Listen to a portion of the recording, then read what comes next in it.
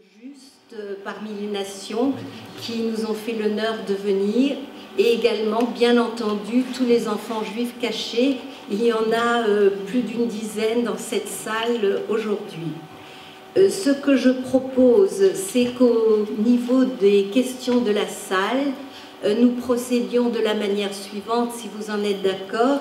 J'ai déjà des demandes de prise de parole, tant de la part de descendants de Justes dans la salle et d'enfants juifs cachés. Donc je donnerai peut-être en premier à chaque fois, au niveau des questions de la salle, la parole à une personne qui m'a déjà demandé la parole, et ensuite on vous laissera le temps à vous de vous exprimer, sachant que d'après le programme, nous avons maintenant 10 bonnes minutes pour ce faire.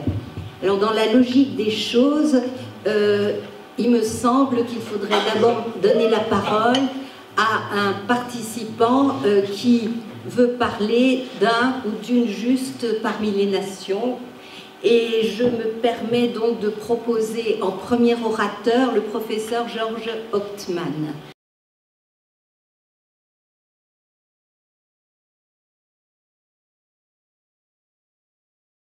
Je remercie très vivement Madame Carole Reich et la Fondation Claude Lévy de donner l'opportunité d'évoquer la mémoire du docteur Adélaïde Auval, qui a été la deuxième personne française nommée juste parmi les nations, la première alsacienne et le premier médecin honoré de la plus grande distinction civile accordée par l'État d'Israël.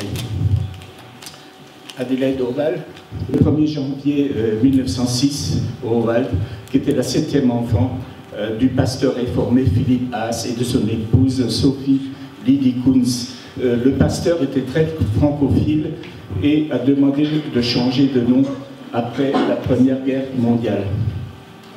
Il a transmis également à ses fils et à ses filles ses sentiments d'empathie pour le peuple de l'Écriture, ce qui explique que Heidi a déclaré en 1972 à un journaliste anglais: « Cette révérence envers les Juifs ne m'a jamais quitté. Je ne pourrai jamais oublier qu'à travers l'histoire, ils ont bien plus souffert que tous les autres peuples. » Heidi a étudié la médecine à Strasbourg et s'est spécialisée en psychiatrie. Fin septembre 1939, elle quitte volontairement l'Alsace pour s'occuper des malades mentaux transférés dans le sud-ouest, à Beauclerc, près de Montpont-Bénestérol, puis à Lannemezan, dans les Hautes-Pyrénées. Heidi n'était pas juive, ni résistante, ni communiste, ni témoin de Jéhovah.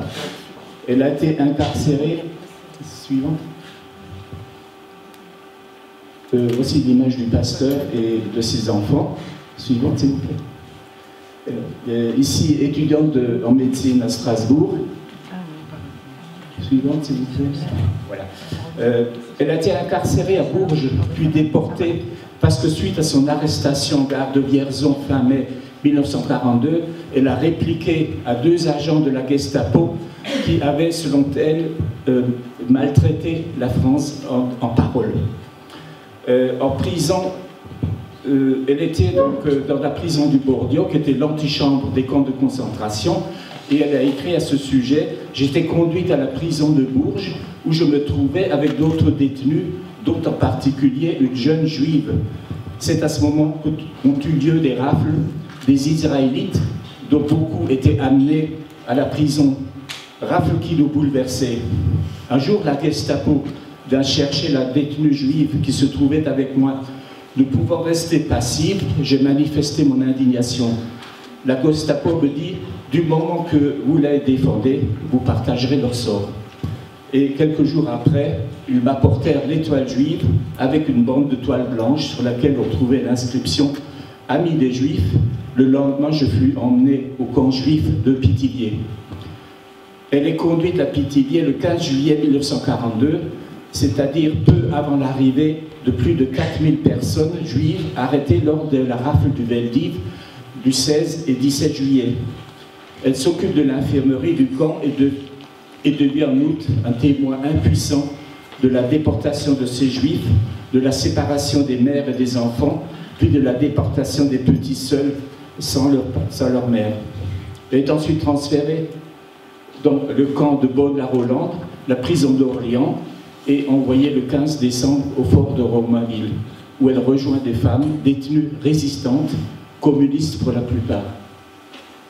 Elle est déportée à Auschwitz dans le convoi du 24 janvier 1943 avec 220 autres prisonnières, parmi lesquelles des femmes très connues à l'époque, Danielle Casanova, Marie-Claude Vaillant-Couturier, ou connue par la suite Charlotte Delvaux, qui était la secrétaire de Louis Juvet. Elle est d'abord chargée de soigner des prisonnières allemandes, criminelles ou prostituées dans le camp de Birkenau, puis enfermée pendant plusieurs mois dans le sinistre bloc 10 du camp d'Auschwitz I, le Stammlager, dans lequel les médecins nazis Clauber, Horst Schumann et Eduard Wirtz s'adonnaient à des expériences dites médicales, en particulier de stérilisation sur 400 ou 500 jeunes filles ou femmes juives. Elle s'y oppose catégoriquement en déclarant que c'était contraire à ses convictions de médecin. Eduard Wirtz, médecin-chef du camp de Birkenau, lui dit en présence de plusieurs SS armés: « Vous ne voyez pas que ces gens sont différents de vous » en parlant des personnes juives. Elle réplique: « Il y a ici plusieurs personnes différentes de moi, à commencer par vous. » Heidi, qui était psychiatre, a réussi à s'imposer aux médecins nazis dans un entretien qu'elle avait accordé à Jean Rosenthal, qui fut compagnon de la Libération et président du CRIF, un entretien qui était publié dans l'Express en 1964. Elle a déclaré: « Vous savez, je suis spécialisée en psychiatrie et souvent le comportement des Allemands m'a rappelé les attitudes psychologiques de certains arriérés. Au fond, ce sont des faibles qui cherchent toujours à dissimuler leur faiblesse sous des rêves de compensation. Et si on leur tient tête, ils sont sans réaction, ils sont désarmés. » Sa réplique à Wirtz a été jugée foudroyante lors d'un procès à Londres en 1964. Finalement, elle réussit à s'échapper du bloc 10 et à se cacher à Birkenau pendant quelques jours, mais elle va être repérée par Joseph Mengele, l'ange de la mort, qui lui dit, elle écrit quelque temps après mon retour du bloc 10, il me dit qu'il faut participer à ces atroces travaux sur les jumeaux. À ma question, cet ordre est-il définitif? Il me répond, mes ordres sont toujours définitifs, mais son entourage m'a fait savoir que dans la suite, il aurait dit « Je ne peux pas la forcer à ce qu'elle ne veut pas faire ». Cependant, le 16 août, elle est informée d'un projet de transfert du bloc 10 où sont prévues des exécutions. Une détenue communiste, Lager-LST, c'est-à-dire responsable du bloc dans lequel elle se trouve, lui dit « Il faut que tu cèdes concernant les expériences ». Je lui ai répondu que ce n'était pas possible. « Alors ne t'occupe de rien, me dit-elle, en me donnant un somnifère. Le lendemain, personne ne vint me chercher. Par la suite, j'ai repris mes fonctions de Birkenau. » Fin 1943, elle est atteinte du typhus, pardon, oui, et ne se remettra qu'au mois de mars suivant. Elle met tout en œuvre à Ravensbrück pour protéger, sauver les déportés en falsifiant les feuilles de température. Et de toute façon, elle a toujours refusé d'écrire qu'une personne, qu'une femme était incapable de travailler puisque ça signifiait leur arrêt de mort. Le camp est libéré en 1945, mais elle retournera à Paris qu'en juillet. Elle a donc subi 37 mois d'emprisonnement, de déportation à Bourges, dans les camps du Loiret, à Romainville, à Auschwitz, à Ravensbrück, dans le camp de Wattenstedt.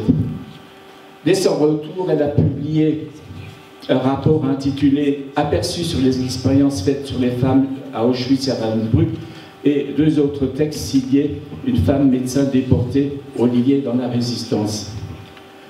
En 1964, elle a pris la défense de Léon Uris dans un procès à Londres où l'écrivain américain était accusé par un chirurgien polonais, Władysław Dering, de l'avoir diffamé dans le roman Exodus. Władysław Dering avait collaboré avec les médecins nazis et avait réussi à se réfugier impunément en Angleterre.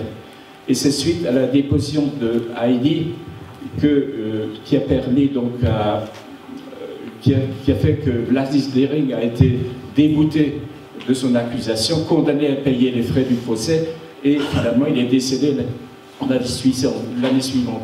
Et après le procès, Léon Uris a écrit au gouvernement israélien: cette grande dame a passé 2 décades sans aucune reconnaissance officielle de son sacrifice et de son humanité. Et je pense qu'il serait seulement approprié, mais impératif, que le gouvernement d'Israël lui remette une invitation à visiter la Terre Sainte et la cite en exemple de la plus haute source possible. C'est ainsi qu'elle a été nommée juste parmi les nations en 1965. Pardon. Je termine en disant qu'elle a prononcé un discours à ce moment-là en disant: le retour du peuple d'Israël dans son propre pays constitue un accomplissement qui non seulement vous concerne, mais le monde entier. Israël a toujours joué un rôle fondateur et fédérateur, ce dont il fut haï ou respecté. Sa mission dans le monde perdure et Israël doit rester fidèle à cette mission. Toute l'histoire de ce peuple démontre la primauté des forces spirituelles et de ce fait, ces engagements ne peuvent que réussir. Je vous remercie beaucoup.